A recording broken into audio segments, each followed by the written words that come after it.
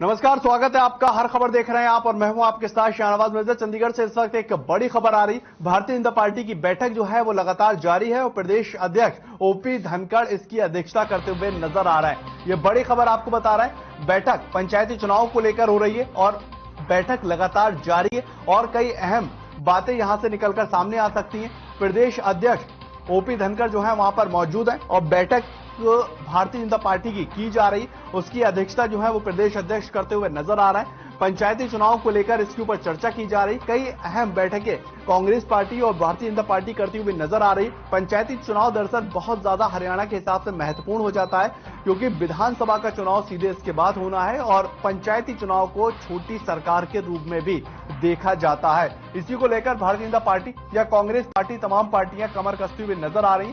फिलहाल ये बड़ी खबर आपको चंडीगढ़ से बता रहे हैं जहां पर भारतीय जनता पार्टी की जो बैठक है वो लगातार जारी है और प्रदेश अध्यक्ष ओपी धनखड़ इसकी अध्यक्षता कर रहे हैं। पंचायती चुनाव को लेकर चर्चाएं की जा रही, बड़े पैमाने पर चर्चाएं की जा रही और इससे पहले सीएम मनोहर लाल ने भी ये साफ तौर पर संकेत दे दिए थे कि सितंबर माह में ही चुनाव होंगे। ये तस्वीरें आपको सीधे दिखा रहे हैं। ये तस्वीरों में साफ तौर से आप देख सकते हैं कितने बड़े पैमाने पर मंथन किया जा रहा है, किस तरह से जमीनी स्तर पर जाते हुए नजर आएंगे, किस तरह से लोगों के बीच जाकर अपनी उपलब्धियों को, अपने कार्यों को बताना है और प्रदेश अध्यक्ष ओपी धनखड़ इसकी अध्यक्षता करते हुए नजर आ रहे हैं। और पंचायती चुनाव को लेकर धरातल पर, जमीनी स्तर पर कैसी रणनीति हो, किस तरह से कार्य किया जाए, इसको लेकर भी चर्चाएं की जा रही हैं। और पंचायती चुनाव एक छोटी सरकार जो है वो मानी जाती है।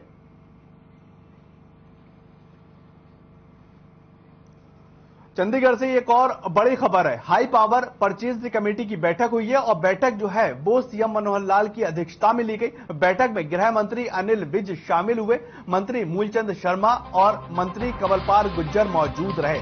यह भी बड़ी खबर आपको चंडीगढ़ से बता रहे हैं जहां पर बैठक में गृह मंत्री अनिल विज के साथ मंत्री मूलचंद शर्मा और साथ ही साथ ये हाई पावर परचेजिंग की बैठक हुई जिसकी अध्यक्षता खुद सीएम मनोहर लाल करते हुए नजर आए और सीएम मनोहर लाल की अध्यक्षता में यह बैठक हुई। और खास बात इसमें रही कि जो होम मिनिस्टर है हरियाणा के अनिल विज वो भी मौजूद रहे, मूलचंद शर्मा और कंवरपाल गुर्जर भी वहां पर मौजूद रहे हैं। ये बड़ी खबर आपको चंडीगढ़ से। हाई पावर परचेज कमेटी की ये बैठक और बैठक की अध्यक्षता यहां पर खुद सीएम मनोहर लाल ने की है और बैठक में बड़े नेता अनिल विज और मूलचंद शर्मा के साथ साथ कंवरपाल गुर्जर भी मौजूद रहे हैं।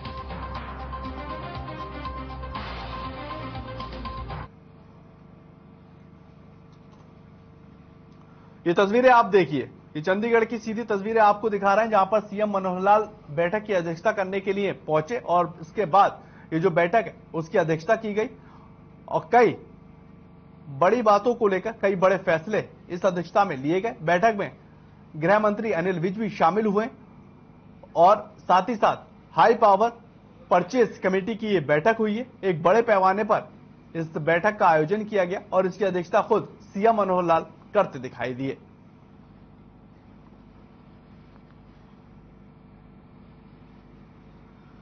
तो उधर लोकसभा चुनाव की तैयारियों का बिगुल फूकने से पहले ही भारतीय जनता पार्टी अपने संगठनों को दुरुस्त करना शुरू कर चुकी है और इसी क्रम में बुधवार को भारतीय जनता पार्टी ने अपने संसदीय बोर्ड और केंद्रीय चुनाव समिति का एक नए सिरे से गठन किया है। आपको बताएं कि इस नए गठन जो किया गया है उसमें जगत प्रकाश नड्डा अध्यक्ष हैं। ये नए संसदीय बोर्ड के सदस्य हैं, यानी कि नरेंद्र मोदी जो देश के प्रधानमंत्री हैं, इस संसदीय बोर्ड के सदस्य जो हैं नियुक्त किए गए। गृह मंत्री अमित शाह इस संसदीय बोर्ड के सदस्य नियुक्त किए गए। राजनाथ सिंह संसदीय बोर्ड के सदस्य,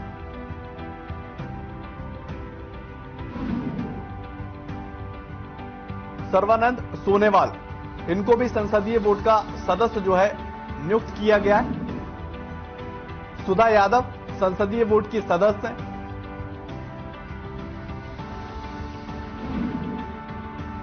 बीएल संतोष ये सचिव हैं भारतीय जनता पार्टी संसदीय बोर्ड के, इनको भी सदस्य नियुक्त किया गया है। बीएस येदुरप्पा संसदीय बोर्ड के सदस्य होंगे। इकबाल सिंह लालपुरा संसदीय बोर्ड के सदस्य, इनको भी नियुक्त किया गया है। के लक्ष्मण संसदीय बोर्ड के सदस्य में के लक्ष्मण का भी नाम है। जेपी नड्डा इसके अध्यक्ष, जो भारतीय जनता पार्टी के अध्यक्ष हैं जेपी नड्डा, वो भी केंद्रीय चुनाव समिति के सदस्य की अगर बात की जाए तो नरेंद्र मोदी भी इसमें शामिल है। अमित शाह का इसमें नाम है। केंद्रीय चुनाव समिति के सदस्य में गृह मंत्री अमित शाह का भी नाम, रक्षा मंत्री राजनाथ सिंह का भी इसमें नाम है। केंद्रीय चुनाव समिति के सदस्य में राजनाथ सिंह का भी नाम, इकबाल सिंह लालपुरा केंद्रीय चुनाव समिति के सदस्य होंगे, इसमें शामिल होंगे। सर्वोनंद सोनेवाल केंद्रीय चुनाव समिति के सदस्य जो हैं नियुक्त किए गए। सत्यनारायण जाठिया केंद्र चुनाव समिति के सदस्य जो हैं इनको भी नियुक्त किया गया है।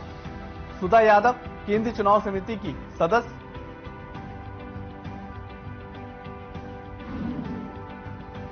बी श्रीनिवास इनको भी केंद्रीय चुनाव समिति के सदस्य के पद पर नियुक्त किया गया है। भूपेंद्र यादव केंद्रीय चुनाव समिति के सदस्य होंगे। बीएल संतोष केंद्रीय चुनाव समिति के सदस्य के रूप में बीएल संतोष का भी नाम है। बीएस येदुरप्पा केंद्रीय चुनाव समिति के सदस्य में बीएस येदुरप्पा का भी नाम शामिल है। देवेंद्र फडणवीस केंद्रीय चुनाव समिति के सदस्य, देवेंद्र फडणवीस का भी नाम इसमें शामिल है। के लक्ष्मण केंद्रीय चुनाव समिति के सदस्यों में के लक्ष्मण का भी नाम शामिल है। उधर आगे बढ़ेंगे, बात करेंगे सीएम मनोहर लाल फरीदाबाद के दौरे पर रहे और दो तस्वीरें आपके सामने रख रहे हैं। पहली तस्वीर मां अमृता हॉस्पिटल की है तो दूसरी तस्वीर शहीद मनोज भाटी के गांव शाहजहांपुर की है। मां अमृता हॉस्पिटल पहुंचकर सीएम ने तैयारियों का जायजा लिया और पीएम नरेंद्र मोदी 24 अगस्त को इस अस्पताल का उद्घाटन करने वाले। सीएम मनोहर लाल ने कश्मीर के राजौरी में आतंकियों से लोहा लेते हुए शहादत पाने वाले मनोज भाटी के गांव पहुंचकर उनको याद किया, उनको नमन किया, शहीदों के परिवार से मुलाकात की और इस दौरान उन्होंने ये कहा कि शाहजहांपुर स्कूल का नाम शहीद मनोज भाटी के नाम पर रखा जाएगा और इस बात को लेकर भी प्रयास किया जाएगा कि जो हमारे देश की युवा पीढ़ी है वो मनोज भाटी के कदमों पर चलती हुई नजर आए और तमाम लोग जो है वहां पर इकट्ठा हुए। और सीएम मनोहर लाल ने यह भी कहा कि परिवार के एक सदस्य को हरियाणा सरकार में नौकरी भी दी जाएगी।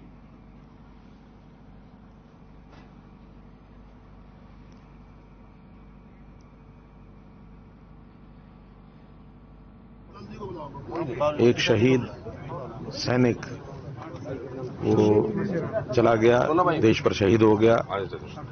परिवार के नाते भी हमको उसका बहुत एक कमी महसूस हो रही है, बड़ा एक बहुत झटका लगा है परिवार को, लेकिन फिर भी देश के ऊपर वो शहीद हुआ है, शहादत के ऊपर गर्व भी है, इसलिए परिवार के लोगों को ढांढस बताने के लिए मैं आया हूं।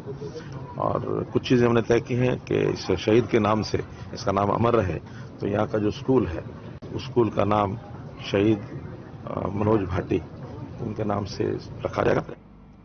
एक बड़ी खबर आ रही है चंडीगढ़ से, जहां पर कांग्रेस विधायक दल की बैठक और इसमें नेता प्रतिपक्ष भूपेंद्र सिंह हुड्डा की अध्यक्षता में की गई।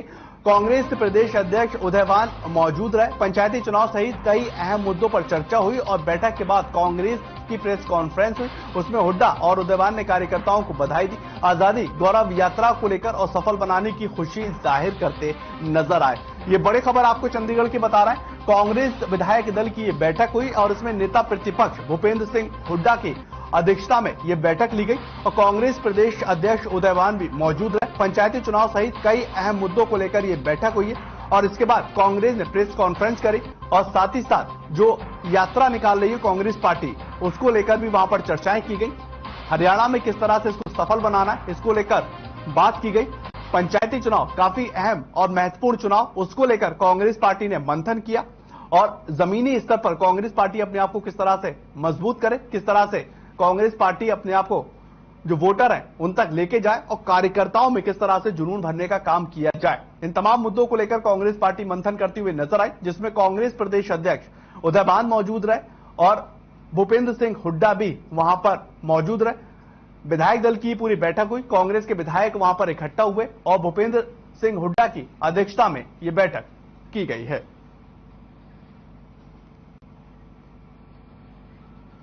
खबर अब पानीपत से आ रही है, जहां पर जिले के अंदर आत्महत्या करने का मामला निकलकर सामने आया है। और आपको ये बता दें कि मामले में जिले के नारा गांव का है, जहां पर जेजेपी के नेता सतवीर खरबा ने जहरीले पदार्थ खाकर आत्महत्या कर ली है। और मिली जानकारी के अनुसार सतवीर खरबा ने आत्महत्या करने से पहले गांव के ही एक महिला और उसके 2 बेटियों सहित करीब आधा दर्जन लोगों पर आत्महत्या करने पर मजबूर करने का आरोप भी लगाया। दरअसल मृतक सतवीर गांव की महिला की ओर से छेड़छाड़ के आरोप में मानसिक रूप से परेशान हो गया था। और जानकारी के मुताबिक आरोप मृतक के मरने से पहले हॉस्पिटल में एक वीडियो निकलकर सामने आया। वहीं परिजनों ने पुलिस पर भी कोई भी कार्रवाई नहीं करने का सीधा आरोप लगा दिया है। और साथ ही परिजनों ने भी सभी आरोपियों के खिलाफ कार्रवाई करने की मांग की है।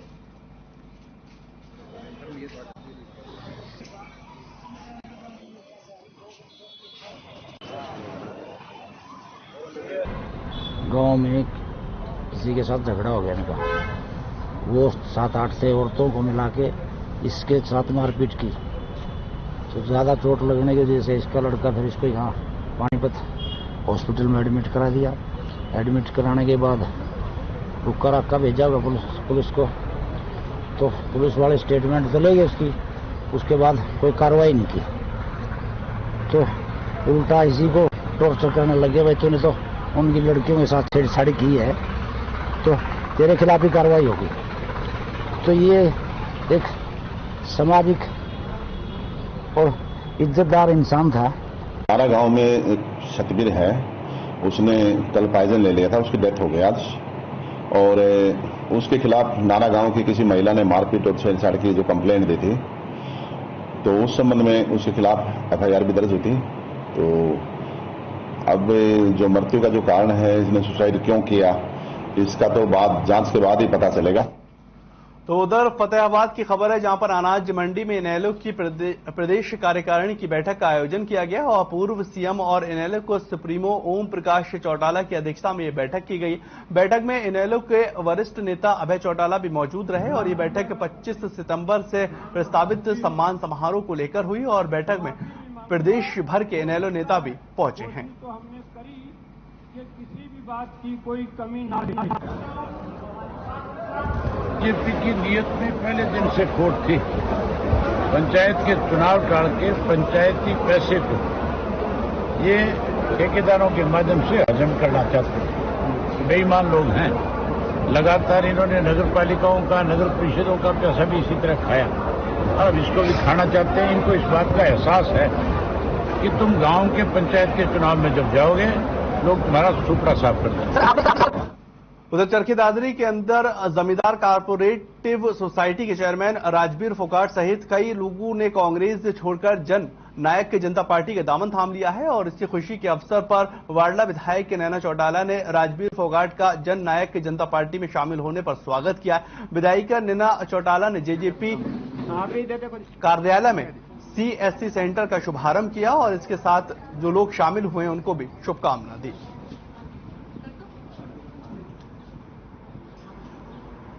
वाराणसी में 2 दिन से लगातार मैं हूँ। कल भी 5-7 गांव हमने निकाले और आज भी है 7 ही गांव। और आज तो बहुत खुशी की बात है कि जमींदारा कोऑपरेटिव सोसाइटी के चेयरमैन राजवीर फोगाट जी ने कांग्रेस छोड़ के और एक बहुत बड़े कुनबे के साथ जननायक जनता पार्टी जो है वो ज्वाइन की है।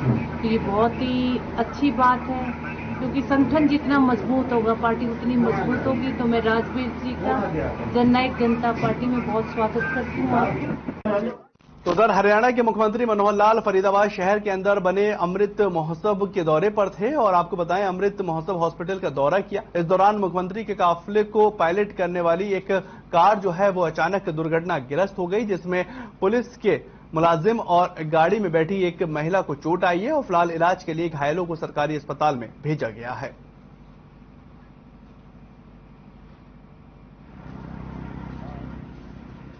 ये गाड़ी प्राइवेट गाड़ी 15 नंबर है, अपने अटारी साइड से आ रही थी, हमारे इधर से वापसी में ड्यूटियां जा रही थी।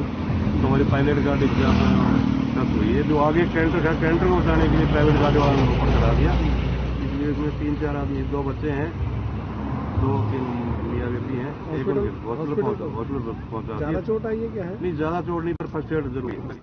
तो वहीं पर राजस्थान के जालौर में 9 वर्ष के बच्चे की मौत के घाट उतारने पर आक्रोशित लोगों ने हिसार के जिला सचिवालय में प्रदर्शन किया है और राष्ट्रपति के नाम अधिकारियों का ज्ञापन सौंपा गया। प्रदर्शनकारियों ने कहा कि एक 9 साल के बच्चे ने महज मटके से पानी पीने को लेकर एक टीचर ने इतने में खफा होकर उस बच्चे को बेरहमी से पीट कर उसकी हत्या कर दी और सरकार इस पर कोई भी ठोस कदम उठाती हुई नजर नहीं आ रही। प्रदर्शनकारियों ने यह भी बताया है कि सरकार को पीड़ित परिवार के एक सदस्य को सरकारी नौकरी देनी चाहिए और पीड़ित परिवार को आर्थिक सहायता दी जानी चाहिए। दोषियों को कठोर से कठोर सजा भी मिलनी चाहिए।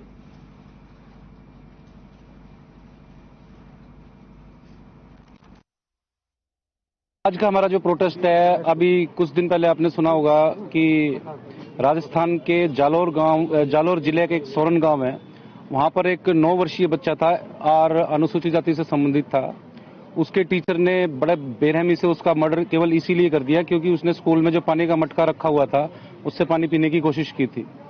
और इस मामले में राजस्थान की जो सरकार है उसने बड़ा लेट इसमें एक्शन लिया और इतनी बेरहमी की घटना थी कि पूरा सोशल मीडिया राजस्थान सरकार के खिलाफ, उस शिक्षक के खिलाफ पूरे सोशल मीडिया में आग।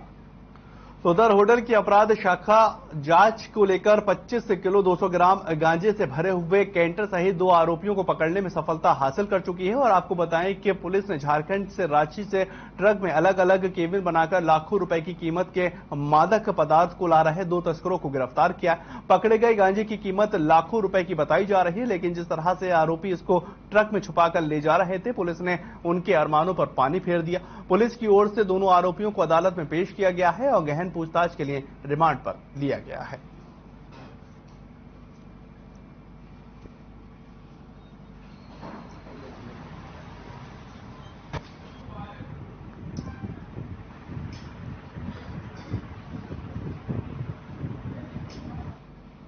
नारनौल के रविदास मंदिर में कई सामाजिक संगठनों के सदस्य इकट्ठा हुए हैं और वहां पर कई पदाधिकारियों ने जालौर राजस्थान की घटना पर दुखद प्रकट किया है और साथ ही ये कहा है कि घटना के दोषियों को कड़ी से कड़ी सजा दी जाएगी और दलितों पर बढ़ते हमलों पर रोक लगाई जाएगी। इसके बाद सभी सदस्यों ने नारनौल के एसडीएम कार्यालय पहुंचकर नारनौल के एसडीएम को राष्ट्रपति के नाम एक ज्ञापन सौंपा। आपको बताएं कि दलित नेता कृष्ण माजरा ने कहा कि हमने नारनौल के एसडीएम के जरिए राष्ट्रपति के नाम एक ज्ञापन सौंपा है और ये मांग की गई है कि पीड़ित परिवार को 50 लाख रुपए का मुआवजा और एक सरकारी नौकरी के साथ दोषियों को फांसी दी जाए।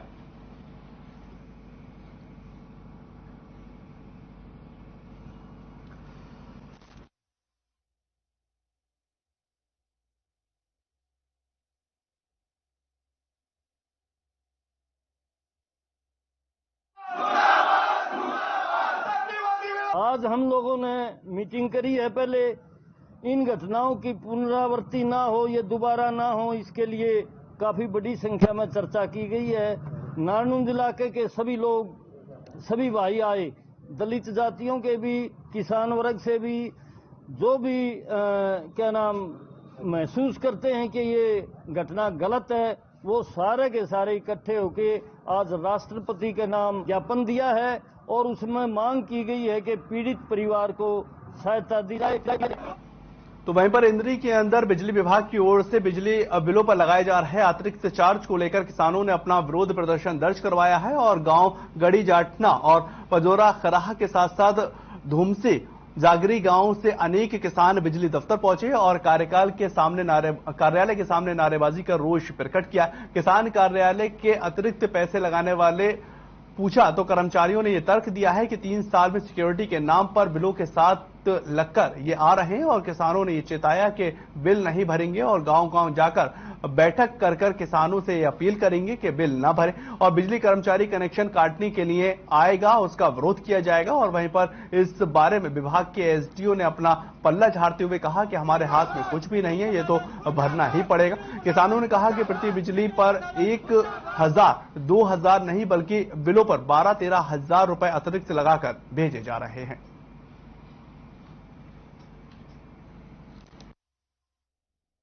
पिछले 2 महीने से एक बिल पर एसीडी एक्स्ट्रा चार्ज लगाकर ये लोग भेज रहे हैं और कह रहे हैं 6 महीने तक ये ऐसे ही लग के आएगा।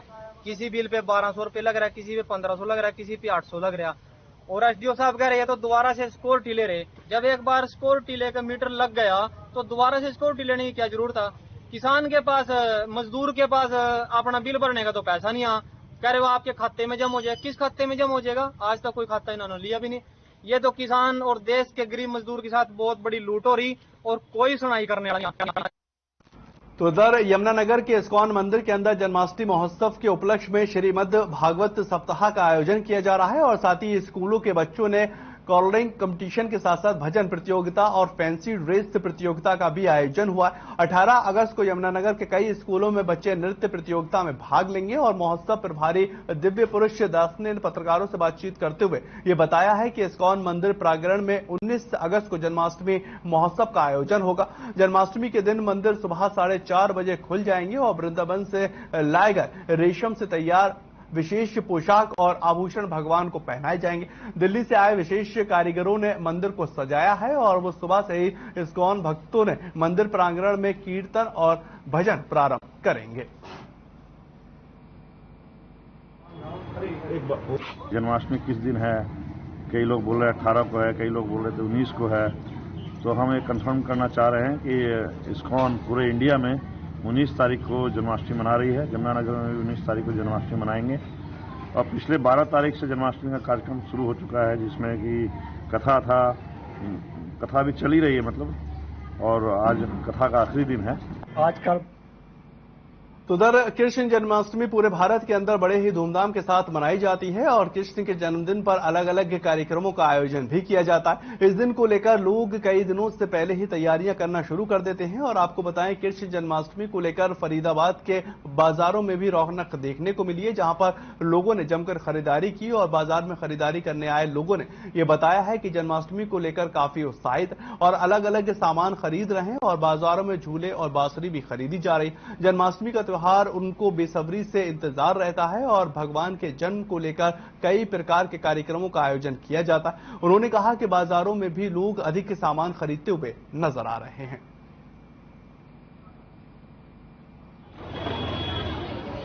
अभी हम लोग जैसे कृष्ण जी का झूला खरीद रहे हैं, ये फूल बाग खरीद रहे हैं, ये सब डेकोरेशन वगैरह के सामान खरीद रहे हैं हम लोग। और कृष्ण जन्माष्टमी में उनका जन्म करवाएंगे तो ये सब सजावट के सामान खरीद रहे हैं।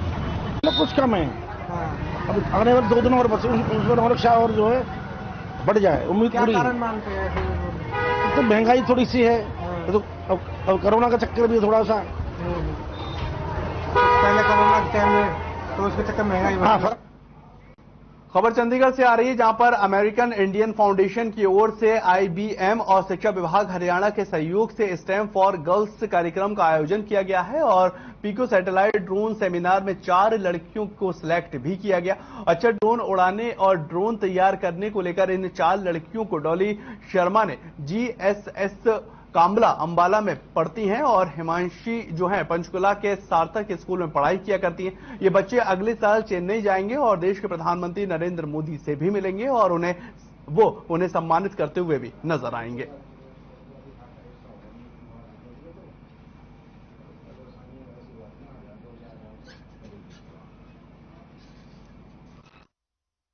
बहुत अच्छा लग रहा है कि हमें चेन्नई के लिए चुना गया है और काफ़ी ज़्यादा खुश हूँ और काफ़ी ज़्यादा एक्साइटेड हूँ कि हम वहाँ पे जाएंगे और माननीय प्रधानमंत्री जी से मिलेंगे। आज का जो ये कलाग्राम में जो प्रोग्राम रखा गया है, इसमें मेरे school government model senior secondary school बतौर से मेरी स्टूडेंट्स आए हैं, जिसमें हमारा वेलकम सॉन्ग की परफॉर्मेंस रही। ये जो प्रोग्राम रखा गया है हमारे लिए, हमारे बच्चों के लिए, इस युवा पीढ़ी के लिए बहुत ही क्रिएटिव प्रोजेक्ट है, जिसमें हमारे बच्चों ने बहुत कुछ सीखा और बहुत अच्छा लगा हमें। मुझे बहुत अच्छा लग रहा है। सबसे पहले तो मैं धन्यवाद करना चाहूँगी जिसने मुझे इतना सिखाया। उसके बाद उन्होंने क्वेश्चंस पूछे थे, मैंने जवाब दिए, उसके बाद मेरा सिलेक्शन हुआ। मुझे बहुत अच्छा लग रहा है। चलिए फिलहाल इस बुलेटिन में इतना ही। ताज़ा खबरों के लिए आप लगातार बने रहें हर खबर के साथ।